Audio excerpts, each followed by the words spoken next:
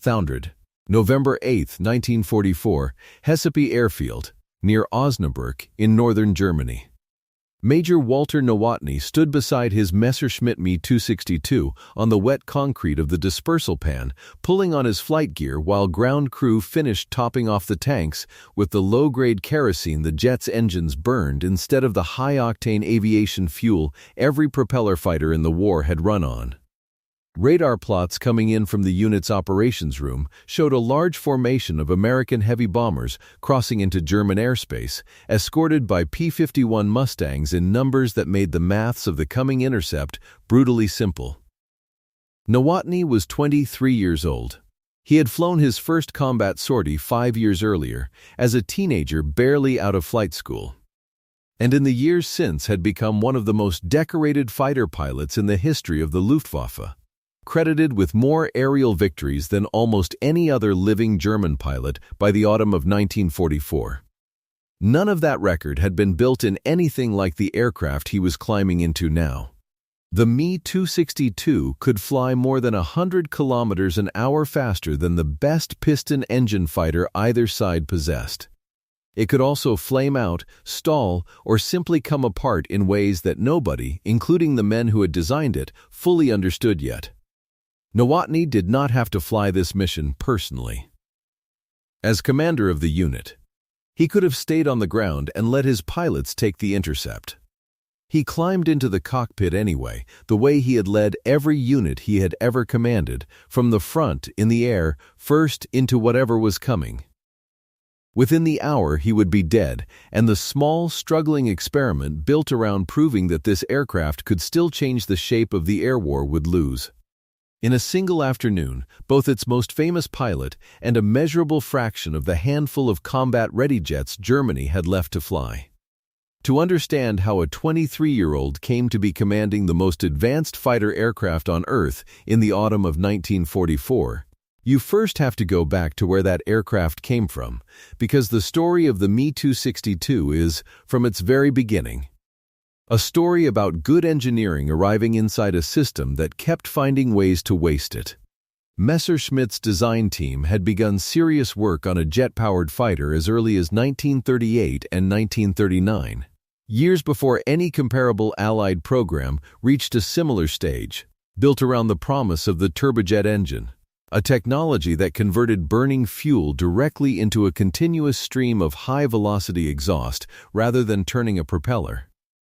and in doing so offered a path to speeds that propeller aircraft, fighting against the physical limits of their own blades, would never reach. On paper, by 1941 and 1942, Germany held a genuine and substantial lead in operational jet engine technology. In practice, that lead evaporated almost entirely inside the gap between the airframe being ready and the engines being ready to go with it. The Junkers Jumo 004 turbojets selected to power the production aircraft proved to be one of the hardest engineering problems of the entire war. Not because the underlying concept was unsound, but because nobody anywhere had yet solved the metallurgical problem at the heart of it. A jet engine's turbine blades spin at extraordinary speed inside a chamber of continuously burning fuel, at temperatures that pushed available alloys to their absolute limits and frequently well past them. Early Jumo 004 engines suffered from turbine blades that warped, cracked, or failed outright after only a few hours of running time, a problem made dramatically worse by Germany's wartime shortage of the nickel and chromium needed to produce the heat-resistant alloys that would have solved it properly. Engineers worked around the shortage with substitute alloys that held up far less well, which meant that even once the airframe itself was essentially finished and flying, the engines bolted to it remained, for most of the program's life, an unreliable and genuinely dangerous component that pilots had to fly around rather than simply fly. That engineering problem alone would have been enough to delay the aircraft significantly. What turned delay into something closer to a wasted opportunity was a decision made not by engineers, but by Hitler personally, in the spring and summer of 1943, when he was shown early flight demonstrations of the aircraft, and, struck by its speed, ordered that it be developed and produced primarily as a fast fighter bomber. a blitz bomber, rather than rushed into service as a pure interceptor aimed at the one job it was actually best suited for, tearing into the unescorted and then increasingly escorted Allied bomber formations that were, by that point in the war, the single greatest threat facing German cities and German industry. Adolf Galland, the Luftwaffe's general of fighters and one of the most experienced and outspoken combat commanders in the German Air Force, argued forcefully and repeatedly against this decision, understanding correctly that an aircraft with this kind of speed advantage was wasted if it spent its short engine life hauling bombs toward ground targets instead of using its speed to get inside Allied fighter cover and rip apart bomber formations that conventional German fighters could no longer survive contact with in daylight. The argument was not fully resolved in Galland's favor until well into 1944, by which point the production tooling, the pilot training pipeline, and the strategic window in which the aircraft might have meaningfully shifted the air war had all narrowed considerably from where they had stood a year earlier. By the time meaningful numbers of Me-262s began reaching frontline units configured and cleared for the fighter role rather than the bomber role Hitler had originally insisted on, it was already the middle of 1944. Allied bombing of German aircraft and engine factories was disrupting production on a weekly basis, and the Luftwaffe's pool of experienced fighter pilots, the men who would need to learn to fly this genuinely difficult new aircraft, had already been ground down by years of attrition on the Eastern Front and over the cities of Germany itself. This was the environment into which Walter Nowotny was pulled in September 1944. And to understand why he, specifically, was the man chosen to lead the aircraft's first sustained combat trial, you need to understand where his reputation had actually been built, because almost none of it had anything to do with jets or with the Western Allied air war at all. Nowotny was Austrian, born in 1920 in Giemend, and had joined the Luftwaffe before the war, flying his first combat missions in 1939 and 1940 over Poland and France in the conventional Messerschmitt Bf 109, the backbone fighter of the entire German air war. His reputation and the extraordinary scoring record that made him a household name inside Germany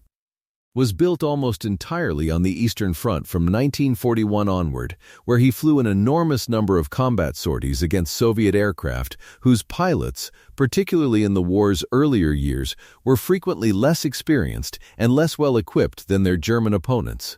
Conditions that allowed exceptionally skilled and aggressive German pilots to accumulate victory totals on a scale almost unmatched anywhere else in the war. By 1943, Nowotny had become the first pilot in aviation history credited with more than 250 confirmed aerial victories, a milestone that earned him the Knight's Cross with oak leaves, swords, and diamonds, the highest tier of decoration Germany awarded during the war, and a level of fame that put his face on newsreels and made him, alongside a handful of other top-scoring aces, into a genuine national propaganda symbol at a stage of the war when Germany badly needed symbols of continued military success to set against a steadily worsening strategic picture on every front. This fame is precisely why, when the Luftwaffe needed a commander to take the temperamental, unreliable, but undeniably revolutionary Me-262 from limited trials into a genuine frontline combat test, the choice fell on Nowotny rather than on a pilot with deeper technical familiarity with jet propulsion or more specific experience in the Western daylight bomber war the aircraft was actually meant to fight. He had, by his own later admission to colleagues, relatively little time in the aircraft itself before assuming command, and his entire previous combat career had unfolded in the radically different tactical environment of the Eastern Front, against opponents, altitudes, and aircraft types that had almost nothing in common with intercepting four-engine American heavy bombers protected by large numbers of long-range Mustang fighters over German skies. He was, in effect, being asked to develop the tactical doctrine for an entirely new form of aerial combat, largely from first principles, alongside a unit of pilots most of whom were equally new to the aircraft, while serving simultaneously as Germany's most visible living example of fighter pilot success. a role that came with constant pressure to demonstrate, publicly and quickly, that the jet program was already delivering the results its enormous investment of scarce wartime resources had promised. Commando Nowotny was formally established in September 1944, built around a core of pilots transferred in specifically for the jet program, several of them, like Georg Peter Eder. Already experienced and highly decorated fighter pilots from conventional units who brought genuine combat skill into an aircraft none of them had ever flown operationally before joining. The unit operated initially from airfields including Aachen and Hessepe in northwestern Germany, positioning it to intercept the American bomber streams flying daylight raids against targets across the Reich. The technical demands the pilots faced went well beyond simple unfamiliarity with a new cockpit layout. The Me-262's high wing loading and the markedly different throttle response of its turbojet engines compared to anything with a propeller meant that pilots transitioning into the aircraft had to essentially relearn fundamental pieces of basic flying, particularly around landing, where a combination of high approach speeds and engines that responded sluggishly to sudden throttle inputs made it dangerously easy to either come in too fast and run off the end of the runway, or to misjudge a go-around and find the engines simply hadn't spooled up fast enough to climb away from trouble in time. Several of the unit's early losses, in the weeks before Nowotny's own death, came not from enemy action at all, but from exactly this kind of accident: aircraft lost during training flights, ferry flights, or the vulnerable final seconds of a landing approach. A category of loss that propeller fighter pilots simply never had to plan for in anything like the same way, because nothing in their previous flying had behaved remotely like this. Allied intelligence and frontline fighter units identified this vulnerability with striking speed once Me-262s began appearing in combat in meaningful numbers. American and British fighter pilots quickly worked out that trying to catch a Me-262 in level flight at altitude was, in most circumstances, simply a waste of fuel and ammunition. The jet's straight-line speed advantage of well over 100 kilometers an hour meant a Mustang or Spitfire chasing one in a tail chase had essentially no chance of closing the distance once the German pilot firewalled the throttles and pulled away. Instead, Allied commanders increasingly assigned standing fighter patrols specifically over and around the handful of German airfields known to be operating jets. Patrols whose entire purpose was to wait for Me-262s during the one phase of flight where the aircraft's advantage disappeared completely: the low, slow, predictable minutes of takeoff and landing, when a piston engine fighter diving from above could match or exceed the jet's speed and catch it with its landing gear down and its pilot focused on the runway rather than on the sky behind him. This single tactical adaptation, more than any individual dogfight, accounted for a disproportionate share of the Me-262 losses across the entire war, and it meant that for Commando Nowotny's pilots, the most dangerous minutes of almost every mission were not the minutes spent hunting bombers at altitude, but the minutes immediately before and after, getting off the ground and getting back onto it again. If a story about flying the most advanced aircraft on Earth into a kind of combat nobody had yet written the rules for is the kind of history you want more of.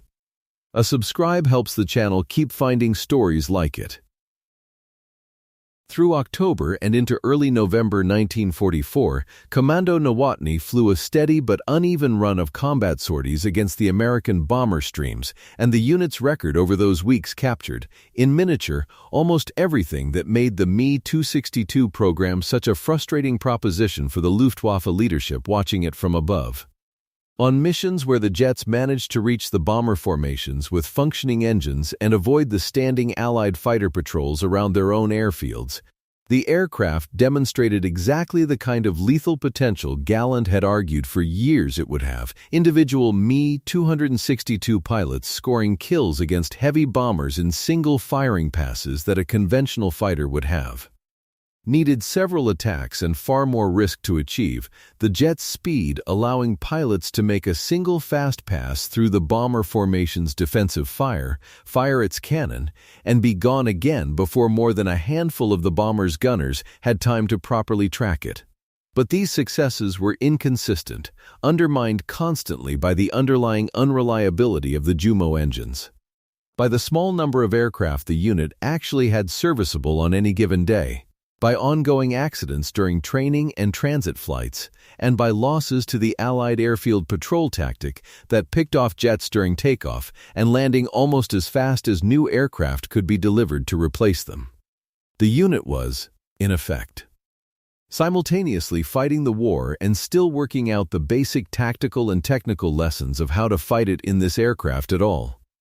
A combination that left it producing genuinely impressive individual results without ever translating into the kind of sustained, large-scale disruption of the Allied bomber offensive that the program's enormous cost and Hitler's earlier fixation on it had been intended to deliver. By the morning of November 8th, this was the unit Nowotny was leading into the air for what would be one of the larger intercept missions it had yet attempted, against a heavy bomber formation crossing into Germany, escorted by substantial numbers of P-51 Mustangs. Several of the unit's Me-262s took off from Hessepe and Akmer to intercept, including Nowotny's own aircraft. And what happened across the following 20 to 30 minutes has never been fully reconstructed with the kind of certainty that later air combat investigations, working with better radar tracking and gun camera film analysis, were sometimes able to achieve for similar incidents. The most direct evidence comes from two sources that do not fully agree with each other. And the gap between them is itself part of the story. Several American P-51 pilots flying escort for the bomber formation that day reported engaging a Me-262 in the area around the time and location consistent with Nowotny's intercept, and over the following minutes claimed credit for damaging or destroying the jet during the encounter, describing a fight in which the German pilot's aircraft was hit by their fire before going down. This is, by the nature of high-speed jet combat involving aircraft moving at radically different speeds, with limited windows for sustained gunnery, a genuinely plausible account, and several Mustang pilots were credited at the time with the kill.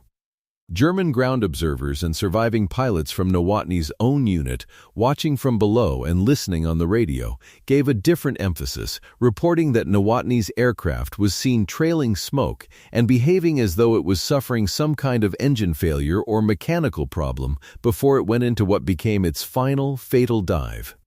raising the real possibility that a technical malfunction in one or both of the famously unreliable Jumo turbojets played a significant role in what happened, independent of or in combination with whatever combat damage the American pilots may also have inflicted. It is entirely possible, and most careful post-war assessments treat it as likely, that both things happened together. That combat damage from the Mustangs aggravated or triggered an engine failure that was already a constant lurking risk in an aircraft whose turbines could fail catastrophically under stresses that a 1944 vintage piston engine would have shrugged off without difficulty. What is not disputed is the outcome. Nowotny's Me-262 crashed near the town of Epes, and he was killed in the wreckage. He was 23 years old and had commanded the world's first operational jet fighter unit for less than 2 months. If you want to understand what this single loss actually cost the unit and the wider program, and what happened to the pilots who flew on after him, stay with this, because the aftermath says almost as much about the Me-262 story as the crash itself. The loss reverberated through the German military and propaganda apparatus far beyond the immediate tactical impact of losing one commander and one aircraft. Nowotny's personal fame had been deliberately and heavily tied to the public narrative around the jet program. Germany's most decorated living fighter pilot placed in command of its most advanced weapon was exactly the kind of story German wartime propaganda had built around him for months. And his death during one of the unit's first sustained combat tests against the very Allied bomber formations the aircraft was supposed to be turning back undercut that narrative in a way that was difficult for propaganda officials to spin convincingly. Commando Nowotny itself did not long outlive its commander as an independent formation. Within weeks, the unit was disbanded, and its surviving pilots and aircraft were absorbed into a larger formation, Jagdgeschwader 7. which became the primary operational jet fighter wing flying the Me-262 through the final months of the war in Europe. Several of the pilots who had flown under Nowotny, including Georg Peter Eder, continued flying Me-262s in combat with JG-7 and other jet units into 1945, by which point the aircraft was contending not just with its own technical problems and the standing Allied airfield patrols, but with a steadily collapsing German fuel supply, a desperate and worsening shortage of pilots experienced enough to fly the aircraft safely at all, and Allied air superiority over German airspace so complete that simply getting a jet fighter off the ground and into the air at all had become, by early 1945, an achievement in its own right independent of whatever happened once it got there. The broader numbers around the program tell their own version of the same story Nowotny's death foreshadowed. Across the entire war, fewer than 200 Me-262s saw genuinely significant operational combat use, a figure dwarfed many times over by the tens of thousands of Allied aircraft they were, even briefly, intended to contest air superiority against. Production of the aircraft was disrupted constantly by Allied bombing of the factories and component suppliers building it, by the same wartime metallurgical shortages that had plagued the Jumo engines from the beginning, and by a training pipeline that, by 1944 and 1945, simply could not produce experienced jet pilots fast enough to replace losses, whether those losses came from combat, from accidents, or from the standing Allied patrols hunting jets specifically during takeoff and landing. By the time of Germany's surrender in May 1945, the aircraft that had genuinely represented, on paper, one of the most significant single technological leaps of the entire war had become instead one of its clearest and most frequently studied examples of a breakthrough that arrived too late, in too small a quantity, supported by too little fuel and too few trained pilots, to translate its theoretical advantage into any meaningful change in how the war's air campaigns actually concluded. What happened afterward to the pilots who survived Commando Nowotny and the broader Me-262 program varied considerably, in ways that mirror how unevenly the entire war's ending was experienced across the Luftwaffe's surviving fighter force. Georg Peter Eder survived the war, having flown both conventional fighters and the Me-262 in combat and having been shot down and wounded on multiple occasions across his career, and lived for decades afterward, becoming, like a number of surviving German fighter pilots, a figure later interviewed extensively by historians and aviation researchers seeking first-hand accounts of what flying the early jets had actually been like. Accounts that consistently emphasized both the genuine thrill of the aircraft's performance and the real, constant fear of an engine failure that gave a pilot only seconds to react. Adolf Galland, whose earlier arguments against Hitler's fighter-bomber diversion had been proven essentially correct by the way the program actually unfolded, was himself removed from his position as General of Fighters in early 1945 after years of increasingly open conflict with Hitler and the Luftwaffe's senior leadership over exactly this kind of strategic misallocation of the services, dwindling resources, and spent the final weeks of the war commanding his own small unit of Me-262s, flying combat missions himself almost to the war's final days, surviving the conflict and living for decades afterward as one of the most widely interviewed and written about fighter commanders of the entire war. Walter Nowotny himself was buried with full military honors, his death treated by German wartime authorities as the loss of a national hero rather than as evidence of the deeper structural problems in engine reliability, in strategic timing, in the gap between an aircraft's promise and the war-worn industrial base trying to build and fuel and crew it, that his death had, in its own small way, made visible.